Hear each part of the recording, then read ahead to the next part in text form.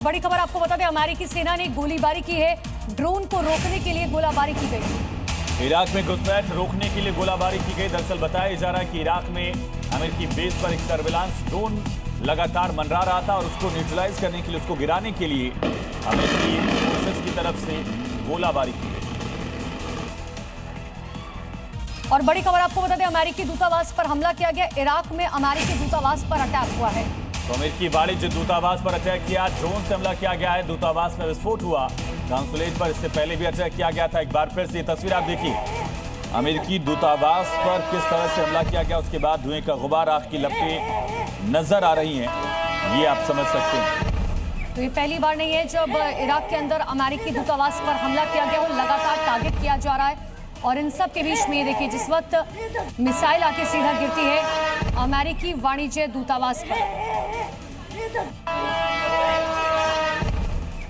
बड़ी खबर आपको बताते हैं, कुशीनगर से जहां पर काला बाजारियों पर बड़ा एक्शन लिया गया। छापेमारी में 500 लीटर तेल पकड़ा गया। 200 लीटर पेट्रोल, 300 लीटर डीजल जब्त किया गया है। ई रिक्शा से इसे बिहार ले जाया जा रहा था। कुशीनगर बेहद करीब है बिहार बॉर्डर के, ऐसे में बिहार तस्करी की जा रही थी इस तेल की। और अहम इस वजह से क्योंकि देवरिया से एक दिन पहले ही 3600 लीटर दरअसल डीजल बरामद किया गया था और पड़ोस के ही जिले से अब 500 लीटर पेट्रोल और डीजल बरामद किया गया। पुलिस ने मुखबिर की जानकारी पर घेराबंदी की और ई रिक्शा को रोका, जिससे लगभग 200 लीटर पेट्रोल और 300 लीटर डीजल बरामद किया गया, जिनमें पेट्रोल और डीजल रखा हुआ था। बताया जा रहा है कि यह तेल बिहार सप्लाई किया जा रहा था, लेकिन उससे पहले ही पुलिस ने कार्रवाई कर इसे जब्त कर लिया। ये तेल कथित तौर पर पेट्रोल पंप से लिया गया है, जिसमें अब खाद्य रसद विभाग पर भी सवाल उठ रहे हैं। फिलहाल मामले की जांच चल रही है। कालाबाजारी और जमाखोरी को लेकर सरकार अलर्ट है। इसके बावजूद कई जगहों से जमाखोरों की खबरें आ रही हैं। कालाबाजारी जमाखोरी का खेल ऐसा खेला जा रहा है। जी न्यूज ने इस पर एक बड़ा खुलासा किया, आप भी देखिए। जी न्यूज की टीम भोपाल के कई इलाकों में पहुंची और व्यापारियों से सिलेंडर को लेकर बातचीत की। तो व्यापारियों ने बताया कि सिलेंडर गैस एजेंसियों पर नहीं मिल रहा, बल्कि ब्लैक में 2 गुने और 3 गुने दामों पर मिल रहा है। इस वजह से खाने पीने की चीजों के दाम बढ़ गए हैं। थोड़ी थी 10 रुपए की, तो 15 की करी गई है। समोसा 10 रुपए का था तो 15 का करा गया। और ब्रेड पड़ा, ब्रेड पकड़ा था 15 रुपए का तो 20 का करा गया। जलेबी सर 200 रुपए किलो थी तो वो 240 रुपए करी गई है। अब मीठी नहीं लगेगी, 40 रुपए महंगी हो गई। सर ये बता दीजिए, ये क्या मजबूरी आन पड़ी कि आपको सबके दाम बढ़ाने पड़े? सर सिलेंडर नहीं मिल रहा है ना कहीं, और कुछ चीजों की कीमतों में तो 1.5 गुना तक इजाफा कर दिया गया है। मिडिल ईस्ट में जारी जंग के बाद भारत में गैस और तेल की किल्लत वाली अफवाहें लगातार चल रही थी और इनकी अब हवा निकलती नजर आ रही। यूपी के लखनऊ में पेट्रोल को लेकर फैली अफवाहों का असर अब खत्म होता नजर आ रहा। जहां कल तक पेट्रोल पंपों पर लंबी कतारें लगी थी, लोग केन, टैंक और बड़े बड़े ड्रम लेकर जल्दी से जल्दी पेट्रोल भरवाने की कोशिश कर रहे थे। ये आप देख पा रहे होंगे कि किस तरीके से अफवाहों के चलते जो कतारें लगी हुई थी अब वो बिल्कुल नॉर्मल हो गया है और यहाँ पे पेट्रोल पंप पे आराम से जो पेट्रोल डीजल है वो यहाँ पर मिल रहा है।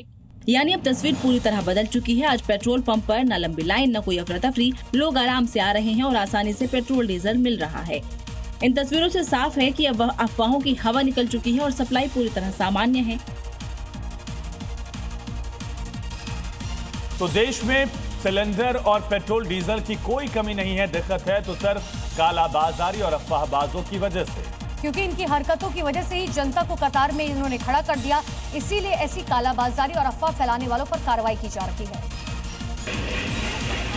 एक तरफ जहां सरकार लगातार लोगों से अफवाहों से दूर रहने को कह रही है, दावा कर रही है कि एलपीजी और पेट्रोल डीजल संकट जैसा कुछ भी नहीं है, लेकिन फिर भी लोग कतार पर हैं। इसकी वजह है कालाबाजारी और अफवाह है, जिसके कारण लोग दिक्कतों का सामना कर रहे हैं। ऐसी कालाबाजारी करने वालों पर पटना में ताबड़तोड़ एक्शन जारी है, क्योंकि यहाँ कुछ पैसों के लालच में कई दुकानदार पेट्रोल डीजल को ब्लैक में बेच रहे हैं। यहाँ खुलेआम पेट्रोल बेचा जाता है। आप देख लीजिए, ये 2 लीटर है, ये पानी के बोतल हैं सारे, इसमें 1 लीटर है, इसमें आधा लीटर है और इस तरह से 120 रुपए खुलेआम यहाँ पर पेट्रोल बेचा जा रहा है। यूपी के अमेठी में भी पेट्रोल और डीजल की कालाबाजारी करने वालों पर पुलिस ने एक्शन लिया है। पुलिस ने मौके से कई लीटर अवैध पेट्रोल और डीजल बरामद किया है। वहीं राजस्थान के कोटा में अवैध गैस रिफिलिंग करने वालों पर कानूनी शिकंजा कसा जा रहा है। ऐसे आरोपी दुकानदारों के खिलाफ रसद विभाग FIR दर्ज करवा रहा है। ऐसी कालाबाजारी करने वालों के चलते लोग कतार में लगे हैं, बाकी काम अफवाह गैंग कर रही है। और बड़ी खबर आपको बता दें, महाराष्ट्र में जमाखोरों पर बड़ा एक्शन लिया गया। प्रशासन ने छापेमारी अभियान चलाया। 249 जगहों पर प्रशासन ने रेड की है। रेड के दौरान 93 सिलेंडर जब्त किए गए हैं। केंद्र सरकार का भी आदेश है कि इस तरह के मामलों में सख्ती बरती जाए, रेड की जाए, छापामारी की जाए और उसका असर लगातार दिख रहा है। 93 सिलेंडर बरामद किए गए। प्रशासन ने जमाखोरी के खिलाफ एक अभियान चलाया। इस अभियान के तहत पूरे जिले में करीब 249 जगहों पर छापेमारी की गई और एक्शन के दौरान 93 सिलेंडर जब्त किए गए। कई गैस सिलेंडर घरों और गोदामों में छिपाकर रखे गए थे। प्रशासन ने यह अभियान गैस एजेंसियों पर लग रही लंबी लाइनों के चलते चलाया। साथ ही ये भी कहा कि ऐसी छापेमारी की कार्रवाई आगे भी जारी रहेगी। और युद्ध के बीच कालाबाजारी करने वाले पहले अफवाह उड़ा रहे और फिर लोगों की घबराहट का फायदा उठाकर या जमाखोरी करके या फिर ज्यादा दाम लगातार वसूल के लोगों को परेशान कर रहे हैं। ठाणे के अंबरनाथ में पेट्रोल पंप पर भीड़ सिर्फ अफवाह के चक्कर में जुटी है, क्योंकि किसी ने फेक न्यूज फैला दी कि देश में तेल कम बचा है, जिसके बाद पेट्रोल के लिए लंबी लाइन लग गई। लेकिन जब मालिक से बात की गई तो पता चला कि पेट्रोल पंप पर पेट्रोल की कमी नहीं है, बल्कि अफवाह की वजह से पेट्रोल पंप पर भीड़ जुट गई। युद्ध के बीच सबसे ज्यादा समस्या आम लोगों को हो रही है, क्योंकि पैसा और रसूख वालों को सब आसानी से मिल जाता है। लेकिन आपको तस्वीरों में दिखाएंगे कैसे मजदूरों को अपना पेट भरने के लिए जद्दोजहद करनी पड़ रही है। महाराष्ट्र की भिवंडी में 5 किलो की गैस के सिलेंडर की कमी हो गई है। इस वजह से सुबह से ही मजदूर लाइन में लग रही हैं। एजेंसी के बाहर कस्टमर्स की भारी भीड़ जुट गई है, जबकि मैनेजमेंट का कहना है कि सप्लाई मांग से काफी कम है, इसलिए लोगों को निराश होकर घर लौटना पड़ रहा है। एजेंसी ने बिना पक्षपात के डिस्ट्रीब्यूशन का दावा किया है, लेकिन कमी के कारण सभी की जरूरतों को पूरा करना असंभव हो गया है। और बड़ी खबर आपको हाथरस से बता दें, जहां पर प्रशासन ने औचक निरीक्षण किया। अधिकारियों का पेट्रोल पंप पर औचक निरीक्षण की तस्वीरें सामने आई। गैस एजेंसियों पर भी सप्लाई का जायजा लिया गया है। स्टॉक मिलाया गया कि आखिर जितनी सप्लाई हो रही है उतनी डिलीवरी हो रही है या फिर ब्लैकमेलिंग का खेल भी चल रहा है। पेट्रोल पंप से लेकर गैस एजेंसी तक की जांच की गई है, जिसको लेकर यूपी प्रशासन अलर्ट पर है। हाथरस में पेट्रोल, डीजल और गैस की सुचारू आपूर्ति और सुरक्षा व्यवस्था आसानी से चलती रहे, इसके लिए डीएम और एसपी ने जिले में औचक निरीक्षण किया। अधिकारियों ने petrol pump, Indian oil, Bharat gas की एजेंसियों का जायजा लिया और सुचारू रूप से आपूर्ति का निर्देश दिया। सिलेंडर की सप्लाई कम होने से आपूर्ति पर बड़ा असर देखने को मिला।